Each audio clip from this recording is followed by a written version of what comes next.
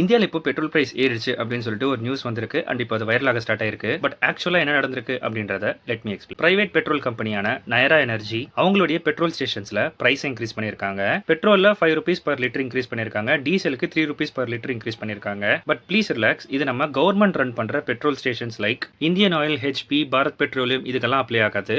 Why? It's very simple. நயராக்கு குஜராத்ல ஒரு சொந்தமான ரிஃபைனரி இருக்கு. அண்ட் குளோபல் மார்க்கெட்ல குரூட் ஆயில் பிரைஸ் ஏறும்போது அவங்களுடைய டைரக்ட் இம்போர்ட் காஸ்ட்டுமே அதிகமாகுது. அண்ட் பிரைவேட் கம்பெனிஸ் ஸ்ட்ரிக்டான ப்ராஃபிட் மார்ஜின் தான் ரன் பண்ணுவாங்க. அண்ட் மார்ஜின் கம்மியானாலோ ஆர்எல்ஸ் மார்ஜினே இல்ல அப்படின்னு சொன்னா கண்டிப்பா அவங்க பிசினஸ் ரன் பண்ண மாட்டாங்க. ஸோ குளோபல் வைஸ்ல இப்போ குரூட் ஆயில் பிரைஸ் ஏறினால அவங்களுடைய இம்போர்ட் காஸ்ட் ஏறி இருக்கு. ஹென்ஸ் அவங்களுடைய ஃபியூலோட பிரைஸ் அவங்க இன்க்ரீஸ் பண்ணிட்டாங்க. அண்ட் இந்த சிச்சுவேஷன்ல கவர்மெண்ட் எப்படி இதை ஹேண்டில் பண்றாங்க அப்படின்னு பாத்தீங்கன்னா, இந்த பப்ளிக் செக்டர் அண்டர்டேக்கன்ஸ் இது எல்லாமே சோஷியல் ரெஸ்பான்சிபிலிட்டிஸ்க்காக ரன் ஆகுது. ஸோ என்னதான் எக்ஸ்டர்னல் ஃபோர்ஸஸ்ல இருந்து ப்ராப்ளம் வந்தாலுமே பப்ளிக்காக கவர்மெண்ட் அதை அப்சர்வ் பண்ணிக்குவாங்க.